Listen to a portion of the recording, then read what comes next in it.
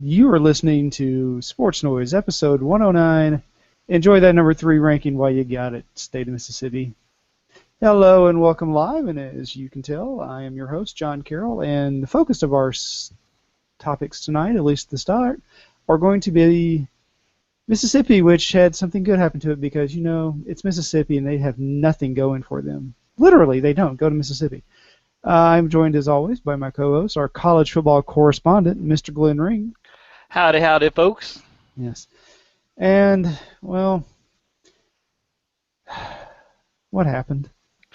Well, I would say in the Saban era at Alabama, during this run, this is very reminiscent of several losses that Alabama has had, especially in the regular season, where a relatively low-scoring, close game, opportunities such as missed field goals were made, giving up big plays, um, just a general lackluster play during long stretches of the game, and playing a very fired up Ole Miss team that managed to stay in it and make some big plays at the end.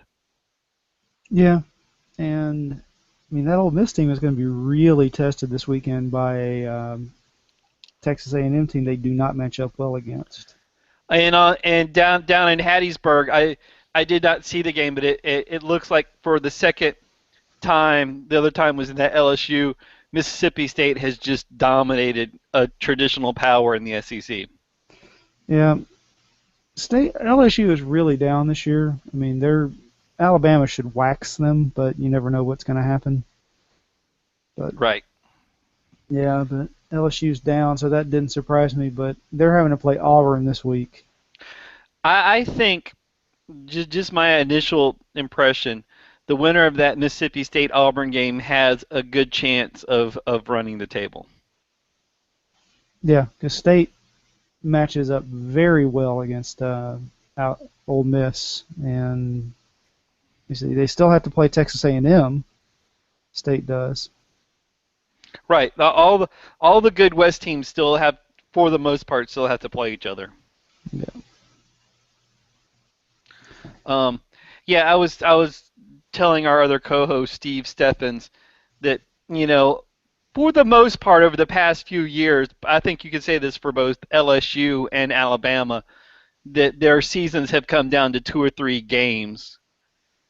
And the game against each other is obviously one of them, and you always have at least 1 or 2 other challenges with the SEC, but I think this is probably the hardest run that Alabama's had, at least in this current era of football, as far as good teams that they're going to play this year. Yeah. Looking at the rest of their schedule they've still got a very tough schedule for the rest of the season, and it keeps pointing out they've lost their last 3 to top 25 ranked teams. I'm like, yeah, and? Well, I personally think Alabama probably has at least one more loss in them. If they were to run the table, they would obviously be slap in the middle of this playoff thing, because right now they're at number 6, and you've got 3 teams ahead of them that are all going to play each other, and they're playing 2 of them. Yeah. In Mississippi State and Auburn still. Yeah, both of them at home. So they have a nasty little run here. It's funny looking at the Alabama schedule because they're playing 8 home games where they start off with 4 at home, and then they go 4 out of 5 on the road, and then they close with 3 straight at home.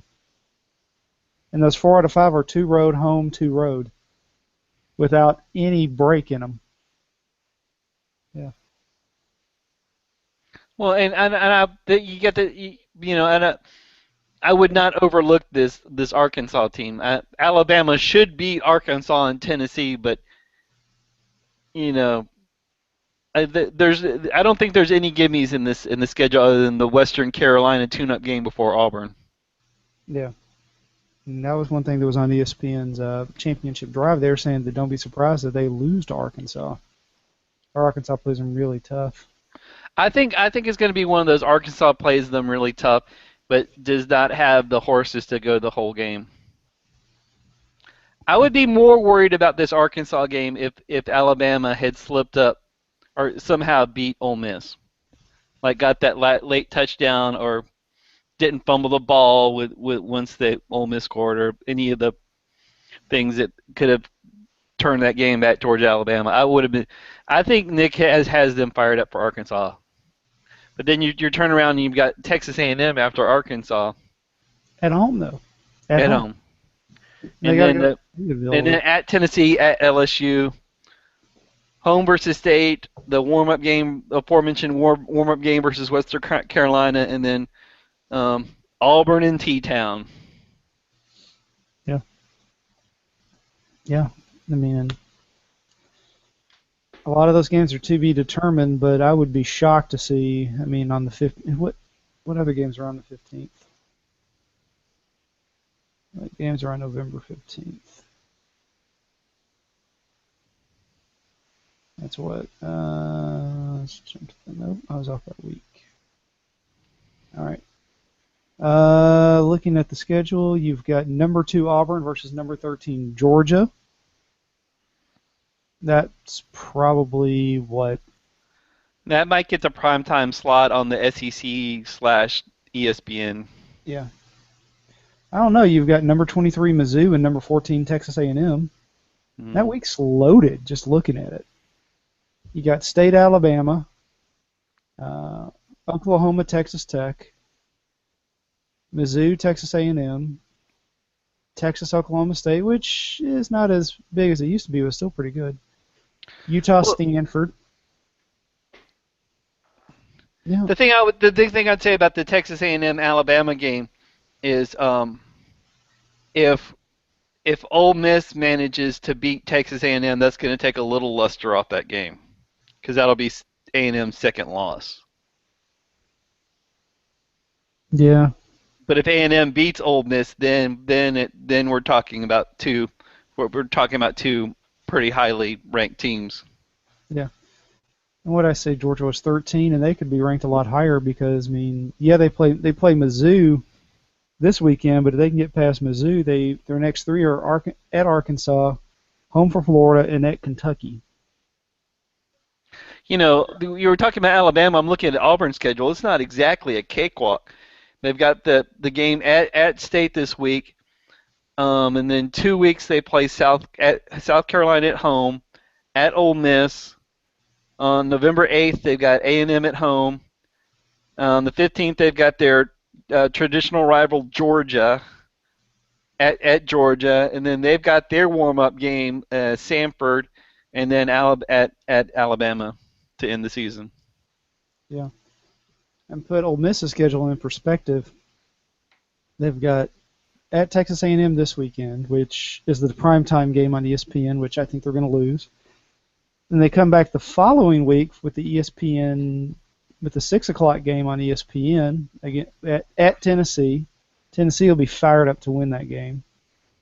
They're home for Tennessee. Then they're at LSU on the 25th, and LSU is always going to beat them. That's going to be a real tough, nasty game.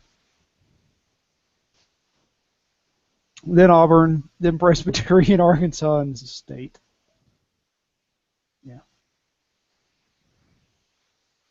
Yeah. The SEC West is going to be that's going to be a rock fight. Yes. And a rock fight in the, oh my God, you're going to beat the shit out of each other way. Not a rock fight as in, oh look, it's the Big Ten. Well, I mean, traditionally, at least in the past few years, it's been Alabama and LSU, and then random other team that's at least the third or fourth team. Top to bottom, I think this is by far, and there's not a really bad team in the SEC West this year. No, there is not. I mean, there's been a couple of really bad SEC West teams the past few years. I mean, Auburn had a really bad season. There's been a couple of bad Mississippi State teams. Arkansas was horrendous last couple of years. Yeah. Hey, for what it's worth, CBS is doing 2 games this week. Are they doing a night game? Nope, 11 o'clock. Georgia, Mizzou. Yeah. Ugh. But and they're already starting to talk about. I guess they'd start about it from the beginning of the season as far as the 4-team playoff Yeah. Holy crap! 2:30 is going to have a lot of good games. this week. Yeah. Auburn State on CBS. ABC has TCU Baylor. TCU, they've got a nice little run here. They could. I mean, they beat Baylor after beating Oklahoma, and then they beat State. You could make a case for them being in the top three, top two. You've also got Oregon, UCLA on Fox at 2:30. Over on NBC, you've got North Carolina and Notre Dame. Yeah. Yeah. The night games suck. Well, you got Ole Miss, Texas A&M at 8. That's the only good night game. Ooh, I take it back. USC, Arizona. Yes, can Arizona hang and win out? They're number 10, and they've already played their tough game. I mean, they beat Oregon. They got USC this week, UCLA in 3 weeks, and then Utah. They do not play Stanford at all. Right now, the top 6 is all undefeated.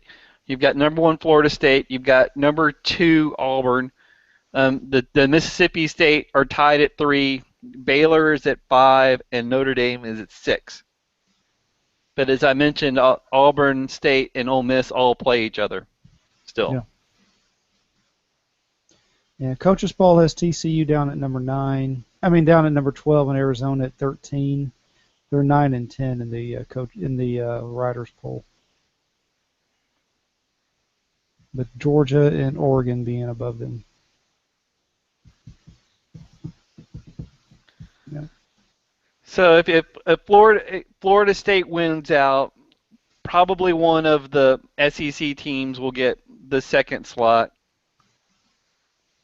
Maybe Notre Dame, maybe Baylor, or if you have a bunch of one-loss teams, then you start getting into like Michigan State, Oklahoma, Alabama.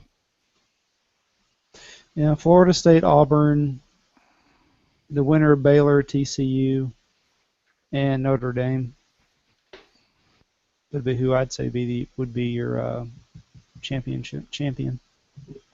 That's assuming Auburn wins. So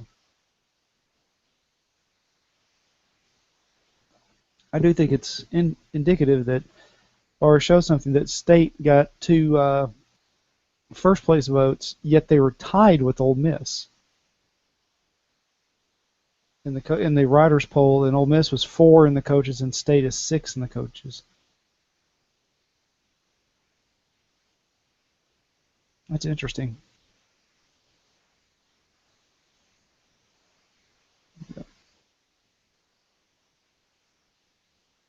Did you watch any of that TCU game against Oklahoma? No, you didn't watch anything this past weekend, did you? Glenn? Hello? I'm here. Yeah, I hit mute. I muted myself. I did not watch a whole lot of college football, but I did watch a good deal of NFL this weekend. Yeah. Well, you want to move over to that? We can do that. Okay. All right. Well, I think I would like to start with, since we are both fans of the teams in the NFC South. I'm here to say I think the NFC South right this year is probably one of the worst divisions in football. Yep. I mean, do you know how close it came to having 3 2-3 teams and 1 1-4 team? Only a comeback by Carolina over the Bears kept having at least one winning team. Mm-hmm. In addition to the fact that I think the NFC South is going to be this year's version of the NFC East, where you're going to only have the winner of the division make the playoffs. So you're going to have one home game, and then you're going to have to go on the road to at Dallas, at Philly, at Seattle, and currently they are a collective 2-9 on the road. Ugh. Carolina's point differential -16. Atlanta is a sizzling +8. The Saints are -9, and Tampa's bringing up the rear at -53 point differential. Yeah, I'm sure the Falcons, if you took out that their beat down of Tampa Bay, God. Right. Yeah. I mean, the Falcons have a terrible defense. You're in a reshuffling line. Your Saints just lost their best secondary guy. And have become predictable on offense. Yep. Hey, look, Jimmy Graham. I think he's getting the ball. I think Tampa Bay is done, but whoever wins between Carolina, Atlanta, and New Orleans better figure out how to win some games on the road. Yep, because that's where they're going to be come playoff time. Yeah. I mean, they'll host a game, whoever wins that division, but that's it. Yeah. Yeah.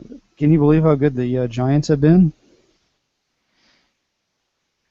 Well, I guess we got the wrong bad team in the NFC East, but the Giants look absolutely horrible those first 2 weeks and have been much better. It looks like it's the Redskins that are the team that is stick a fork in them done this year. Yep. Well, it's going to be interesting for them to what they're going to do with the quarterback situation come next year. Because, well, Cousins is not the answer.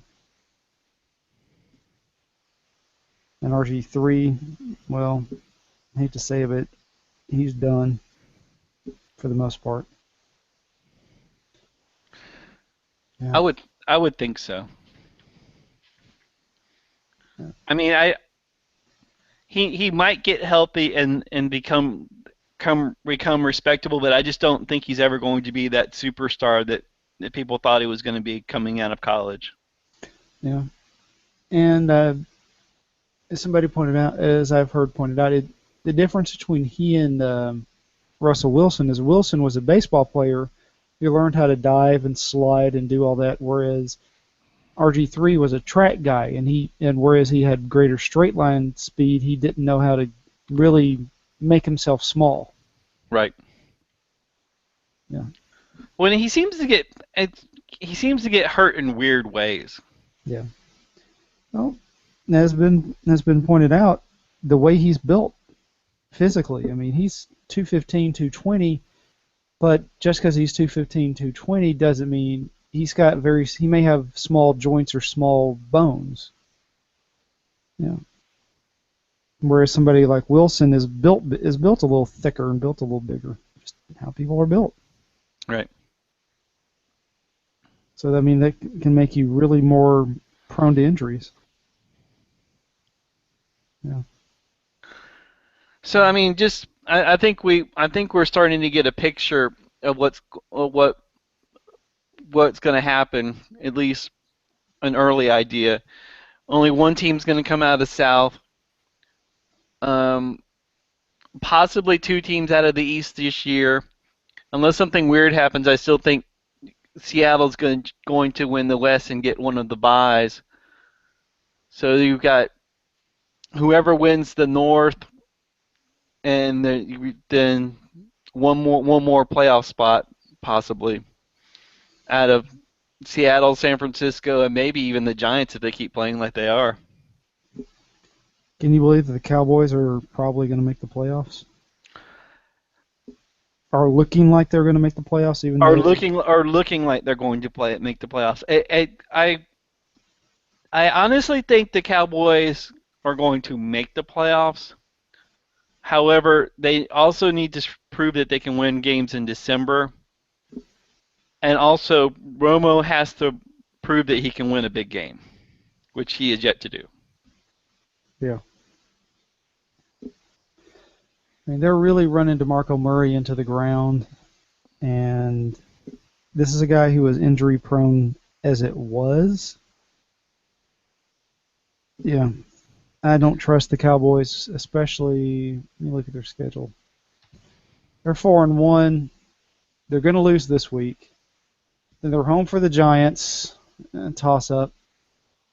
Home for the Skins, Washington. That on Monday night, call that a win.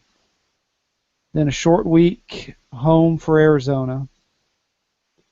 Then at Jacksonville. So you figure, at the worst, they're 6-3. Seems reasonable. And then they come out of the bye Sunday with. They come out of the bye with at New York, again a toss-up. Home for Philly on Thanksgiving, again a toss-up. At Chicago, win. We'll see how Chicago's playing in early December. At Philly, loss. Home for Indy, toss-up. Chicago, by the way, is a Sunday night games, but it's the week after they played on Thanksgiving, so who knows. And then they're at Washington to close the season. So just off the top of our head, I mean, they're looking like 8-3 with about 4 or 5 toss-up games. Yes. Now I could easily see the Cowboys fucking it up and losing all those toss-up games. Well, I think that coming out of the bye, that at New York, Philly at home, at Chicago, and at Philly will probably be where their season is made or messed up. Yeah. And if they don't make the playoffs after this start, Garrett's going to get fired, and should be. Well, as Stephen A. Smith says, the Cowboys are the accident waiting to happen, and while they're playing better, they have played good early in the season before. Yes. I still have faith in the Cowboys' ability to screw things up. Oh, we all do, because we have seen it.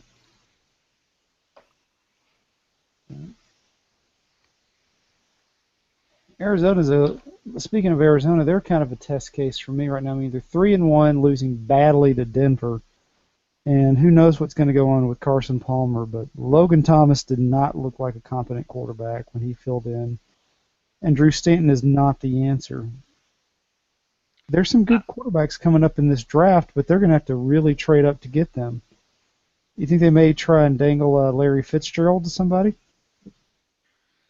I guess it depends on if they can hang in this season, but they're the 3-1 team that look like they are not going to end up in the playoffs.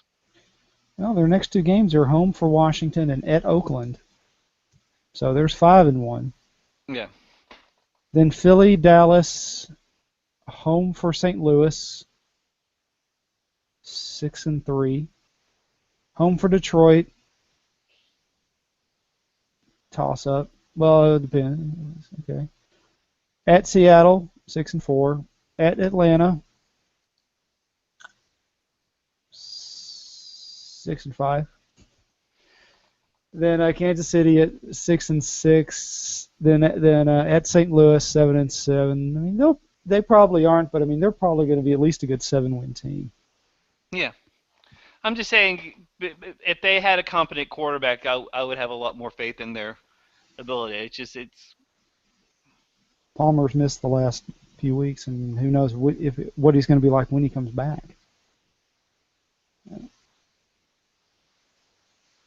Yeah. Speaking of not knowing what they're coming back, did you watch that Tennessee game, didn't you? Yeah. I watched. Well, I had it on. I had it on Red Zone, and I'm sorry, you just don't do that. No. Was it what, 23-0? It was 28-3 or 29-3. There was a 25. It was a 26-point lead. Yes, it was 28-3, and it was 29-28 final. Yeah. Well, we were talking about Jacksonville not winning a game. I think they're going to split with Tennessee. Yeah. I mean, Jacksonville is bad. Except they're going to win a game somewhere along the way, and I think Tennessee going to Jacksonville is as good a chance of anything. Okay. I just feel so bad for Gus Bradley because he's a good coach, and well, he's going to be evaluated on this team, and he's having to build this team back up from garbage. Well, it seems like when you're in a situation like that, how is the team playing at the end of the season? Are they playing better? Are they at least competitive in games? Yeah. What's your relationship with your owner? Is he willing to let you do this? Because it needs to be done to make the team better. I mean, that was the thing. That was the thing in the football rankings in ESPN this week, the power rankings. Both Jacksonville and Oakland have really hard schedules going out. I mean, they just don't have a whole lot of easily winnable games. No. No, they do not. Yeah. But I mean, somewhere along the even the worst teams, you have that one exception in that one Detroit Lion teams, but as a rule, even the worst teams win one or two games over the course of the season. It's just you catch a team that's maybe banged up a little bit or overlooking the bad team, and they manage to win one. yeah. Yeah. They get lucky that 1 week. Yeah, I don't think anything as far as like bad football teams is going to top the 0-26 run of the original Tampa Bay Buccaneers. Yes. That team was, oh my God, bad. What do you think of your team's execution? I'm in favor of it. Still one of the greatest lines ever uttered by a coach. Yes. I guess your boy Peyton is on his way to passing. We talked about it last week, but he had his really excellent game against the Cardinals. And what is it? He's at 503 now. Yeah. So if you go by his run, it's going to be in the next couple of games. He's going to pass Favre. Yeah, and he's one of those guys that's a closer. I think he wants to get it over with, so they're going to be putting it up early and often this week. Right. Who do they play? They play. You might break it this week. Yeah. Yeah. Jets, Jets. This is, in all seriousness, Rex is going to get fired after the Pittsburgh game. Rex fired after. Does he get fired? This is something I would love to happen. Him not to have a non-compete in his clause, in his firing clause, and he gets fired and he goes to New England as the defensive coordinator. Yeah, Rex is a dead man walking, but I think they're firing the wrong person. GM hasn't done a bad job. He's had to rebuild from the previous guy. Did you read that article? I think Barnwell or somebody had on Grantland. Mm-mm. Yeah, they were talking about the bad drafts that the previous GM made, where he was trading picks to go up to get better players, and A, the picks he traded away depth, and B, the picks he made were kind of bad. And also, they're going to roll over $24 million in cap room to next year, so they've got a lot more cap room to spend so they can try and get guys. And you don't want to spend cap room just to spend it, otherwise you end up with a crappy team that's maxed out. I think Mr. Schneider down in Washington knows that theory of running a football team. Yeah. Oh, and just to put in perspective, not only do they play Denver Sunday afternoon, they get to go to New England Thursday next week. Ew. The Jets. Yeah. I mean, that was just a pathetic. I know it's East Coast to West Coast, but that was just a pathetic showing by the Jets.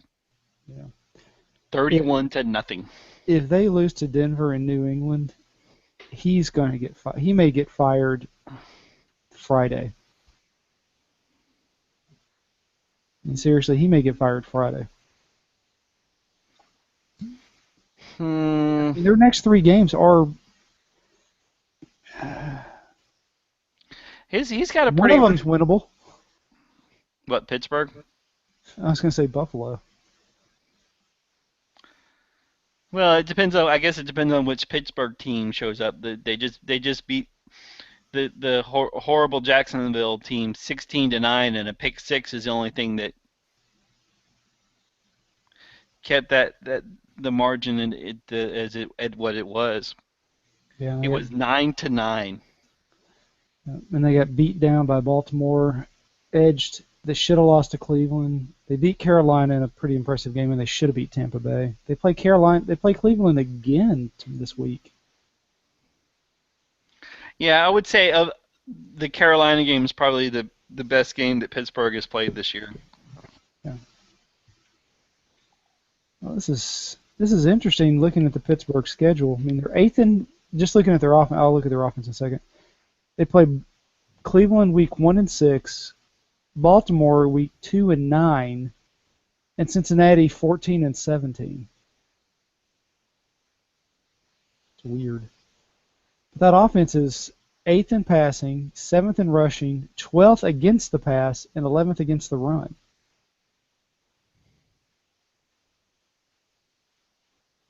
I feel bad for actually picking Cleveland this week, but this is just a weird team. I mean, yeah. Their next 4 games are not easy. At Cleveland, but then a 3-game home streak with Houston, Indy, and Baltimore.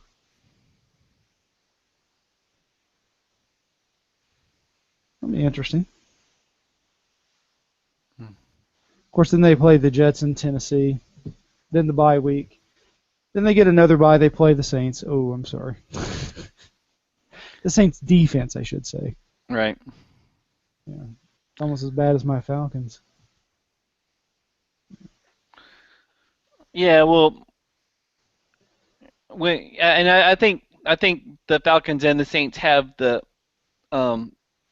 problem of when their offense isn't scoring, their defense even looks worse. Yes. Because I think both teams have that thing where their defenses can do okay playing from ahead. But if they're winning slugouts, it gets ugly quickly. Yes. Yes. The upside is Matt Ryan's on pace for 5,000 yards.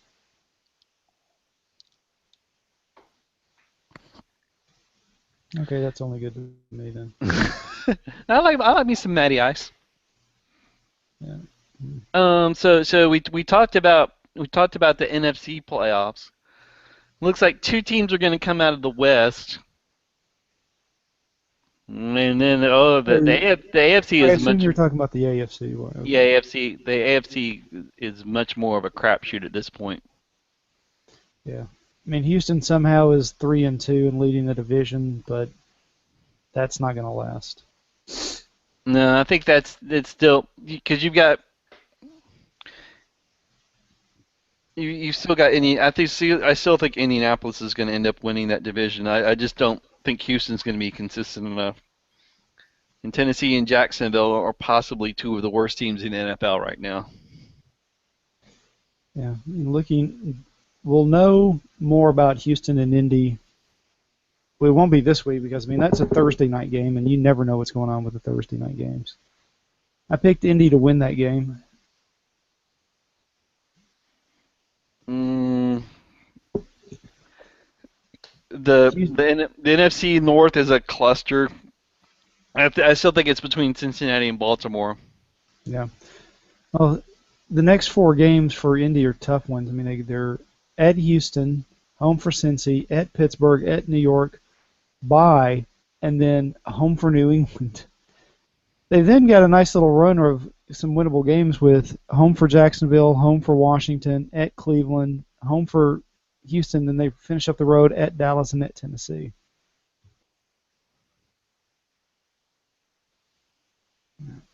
But just looking at their schedule, there's only about 4 wins on there that are left. And who is that? Indy, Tennessee, Washington, Jacksonville, and I would probably say Cleveland. Oh, you're saying like guaranteed wins. Pretty much, yeah. And you could say Dallas because it's December. Yeah. Well, the thing about it is, it's going to be Houston or Indy. It's definitely not going to be Tennessee or Jacksonville. Both those teams are done. Yeah. Be interesting. Go ahead. Well, I was going to say, in a week after burying New England, they managed to just absolutely whip up on the Bengals. Yeah, but it's the Bengals. Well, that's one of the things they were talking about is Andy Dalton and this particular Bengals team has not fared well in either marquee games or playoff games. I would agree with that. They seem to shrink in the limelight a little bit. I would agree with that. Yeah. It'd be interesting to see the teams that are going to try and get that are going to try and go out for a top pick next year for quarterback. Just looking at it, Buffalo's going to be going for one, probably the Jets, Tennessee, maybe Oakland, Arizona, St. Louis. Maybe Kansas City. I don't think so. They just re-signed him to a good deal, and he's a good fit for that offense. Yeah. There's about 6 of them, I would say. Mostly the AFC. Right. Yeah. Let's see. Anything else on the NFL?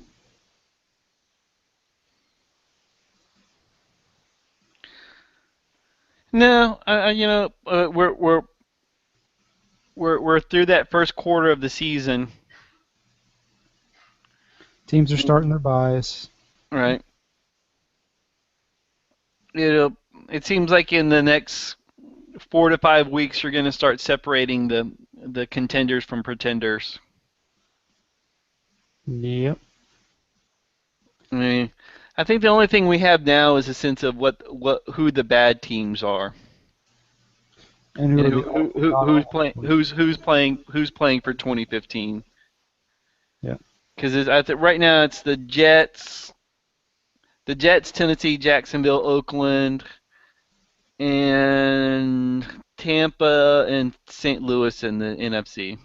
I disagree with Tampa to a degree. I think Tampa is playing by saying I would say maybe they are looking for 2015 to see what they have in Glennon.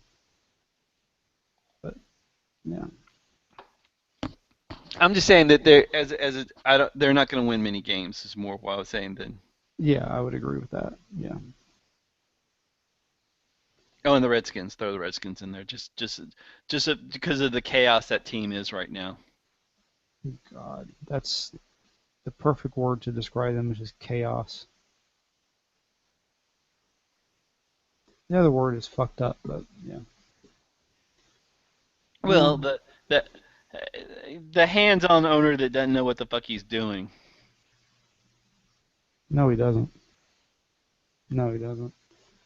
He's just a little Napoleon who made his money as I can't remember what, but if you just read some of the stuff that's come out of independent blogs and independent reports on what he does is just horrendous. I mean, he buys up the local media, independent media, and then fires it, and then he co-ops it, and he's a terrible owner. Yeah. I almost feel sorry for people who are fans of Washington.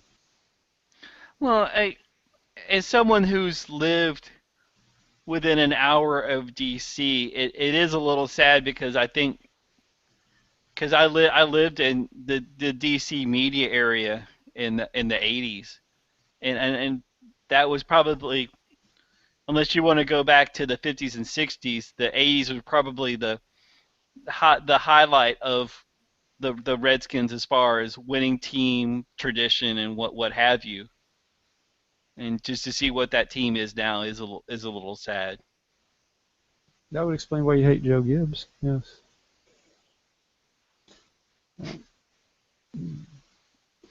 Move over to the NBA briefly, and then we'll wrap it up. Did you see you saw the contract of the NBA? Mm-mm. Tripled the contract, the TV contract. Really? Yeah, going from $900 million a year to $2.45 billion a year. Has the NBA become that big? Yeah. Yeah. Gets good ratings. I mean, that's just the ABC ESPN one. It's 2.66 billion, yeah. Because I still think if the NFL ever loses its top dog position of the current sports we have in America, the NBA would seem to have the best chance of supplanting football. I think the NBA would have the best. Here's some info on it.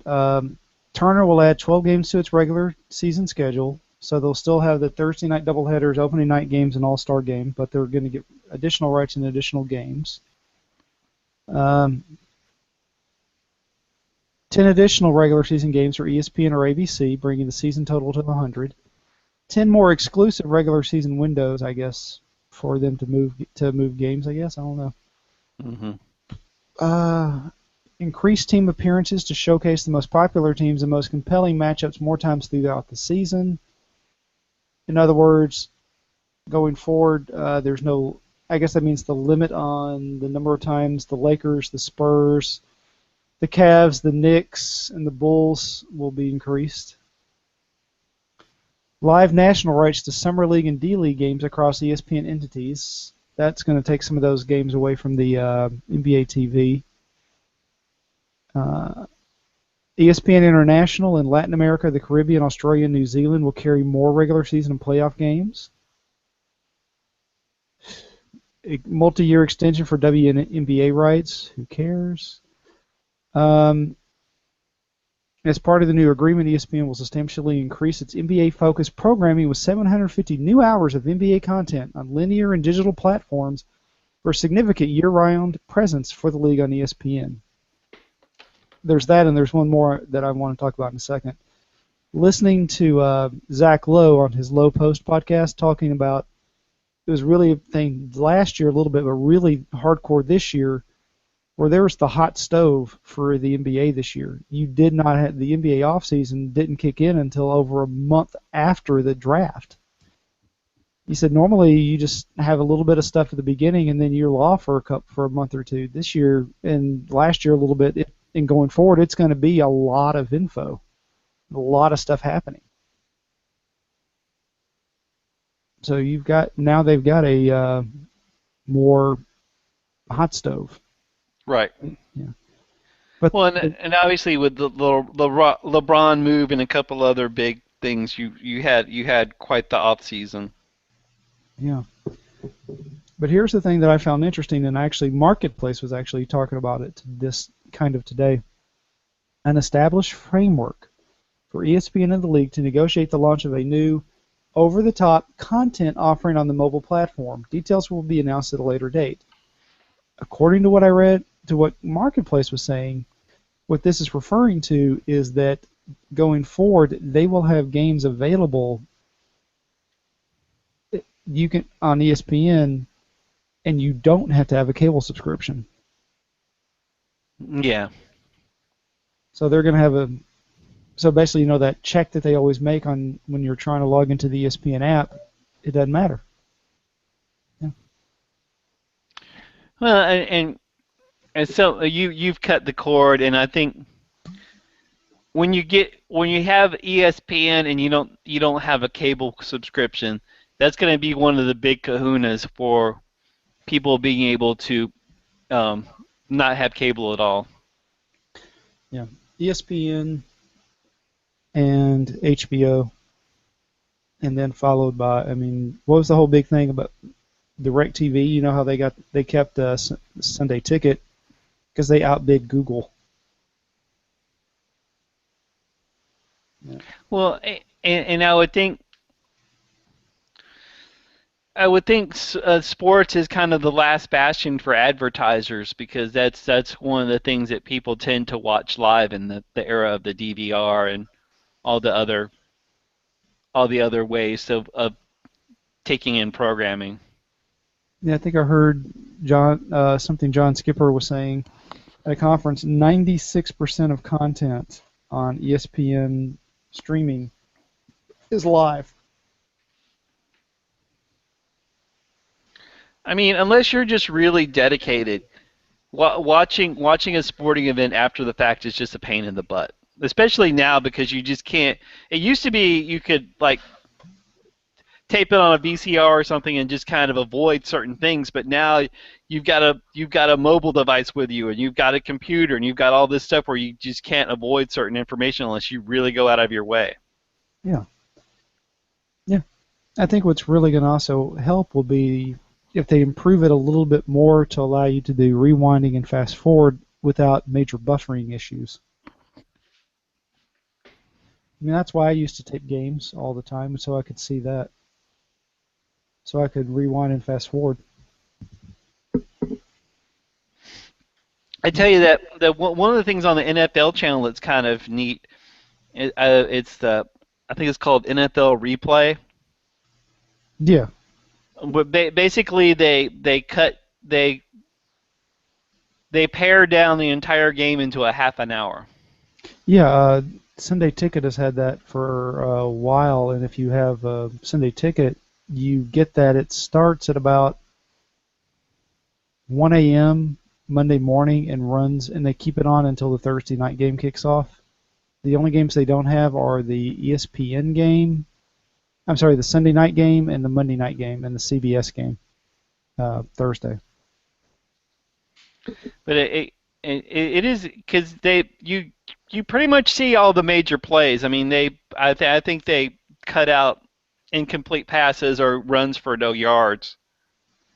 They didn't used to on the Sunday Ticket one. It's every play. Mm. Yeah. I've just watched a couple, and they say like 2-3 plays later or whatever, which I'm assuming they just means. Well, yeah, that could just be because remember, NFL Red Zone is different than Sunday Ticket Red Zone. That's one. One of them is Scott Hansen, the other is Andrew Siciliano. Right. So that could be two completely different, similar productions. So. Well, they've got one that's an hour-long production, and then they've got the half-hour version. So they might, in the half-hour version, they might cut out some more plays. Yeah. Yeah, as I said to a friend of mine, the greatest thing about that is you don't have to listen to Joe Buck and Troy Aikman. Yeah, I was talking about that to Sean. I was like, a couple of years ago when I still had Sunday Ticket, I was like, yeah, the great thing is I don't have to listen to him. Yeah. Yeah, well, this reminds. Well, I lived in Birmingham in the late '80s, and Atlanta was the home, or still is the home team for Birmingham. So you had a lot of bad Falcons games every week, and then this is kind of the same thing with this Tennessee team, because Tennessee's on here every stinking week. Not this past week, if you noticed. We did not get the Titans game. We did. The Titans Bengals or the Titans Browns game was on. I was on Channel 3. I thought it was a different game. Mm-mm. No, and then there was something on Fox. Fox was Falcons Giants. Right, and then the Browns Titans was on CBS. I could have sworn it was something different, but I'll take your word for it. Could have sworn I turned on there once and it was not Bills Lions.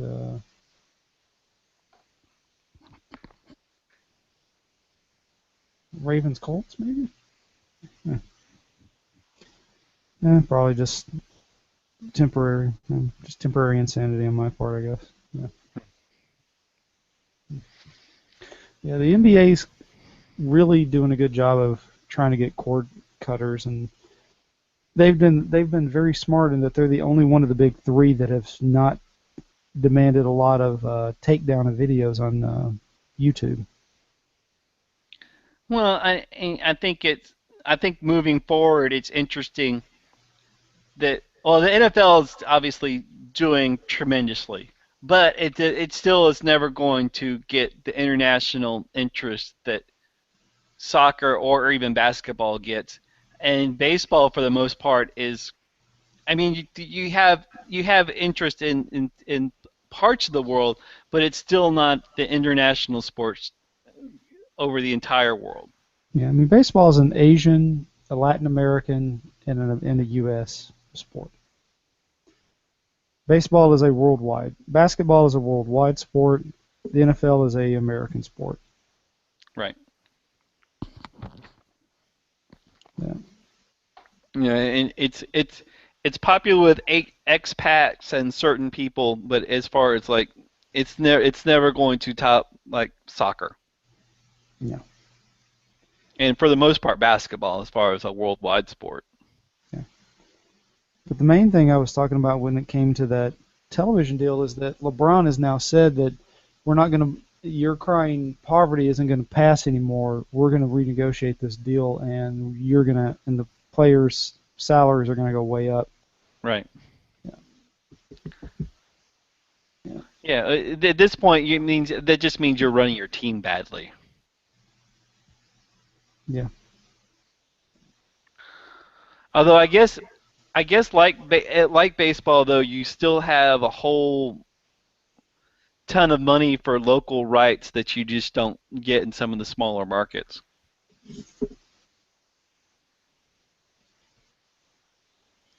So you still have that big market, small market disparity.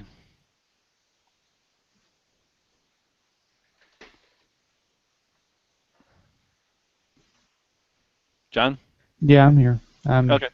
Sorry, I just got a insane text from David Holt. I was reading it. It's just one that made me want to. I mean, as mediocre to bad as the Knicks have been over the years, they still make insane money just because of local rights. Yeah, I mean that's the big difference between the NBA and baseball, though. NBA is not as much about the local rights; it's the national rights. I thought certain teams made a lot of money off their local rights. Not really.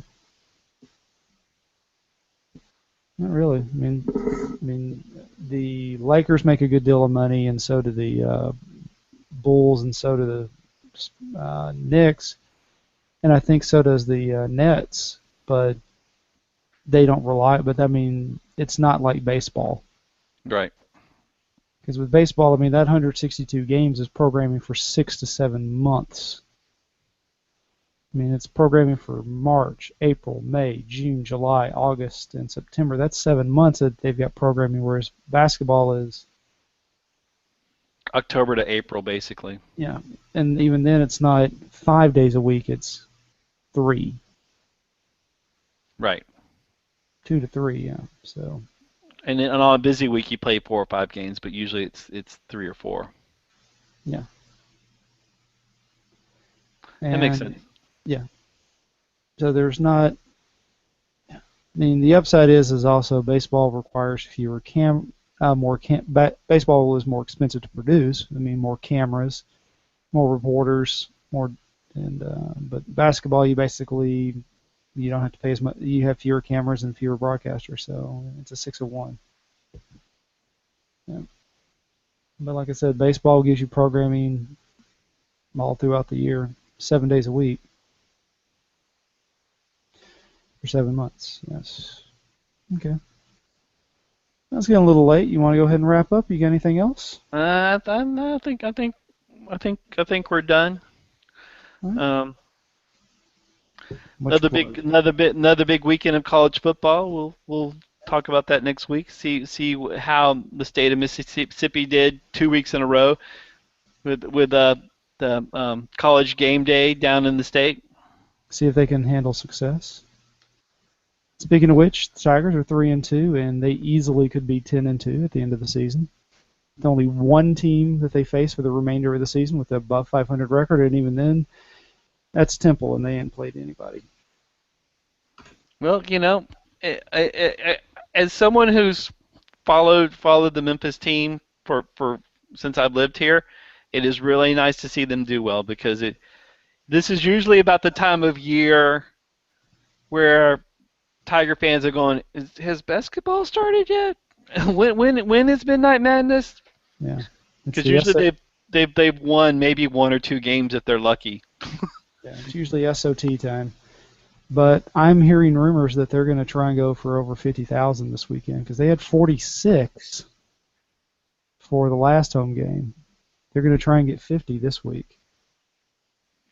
Well, I think it would be really nice to see the Tigers put together a couple of 3 good seasons and actually be able to recruit some. Because right now there's just no reason to come play at Memphis. No. Even funnier. In 3 weeks on Halloween is homecoming. That's also when Bret Michaels is playing. Yeah, I want to know who managed to get that get. I'm not even going to go into that. On that note, I think that's as good a time as any to end. All right. Got anything to add? No, I think we're good. All right. Say goodnight, Gracie. Good night, Gracie. Bye. Bye.